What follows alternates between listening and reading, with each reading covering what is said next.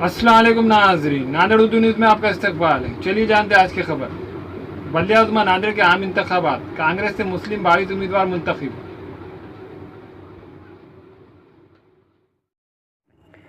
बल्दिया उज़्मा नांदेड़ के आम इंतखाबात के लिए कांग्रेस ने 24 मुस्लिम उम्मीदवारान को अपना उम्मीदवार नामज़द किया था।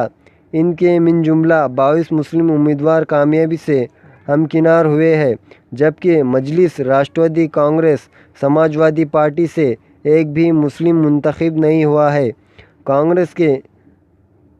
मुंतखबा उम्मीदवार इस तरह है: number 1 Farooq Ali Khan Bhagyanagar, number 2 Abdul Aleem Khan Srivastava, number 3 Salima Begum Noorullah Khan Nayabadi, number 4 Syed Sher Ali Haiderbagh, number 5 Asiya Begum Haidarbagh,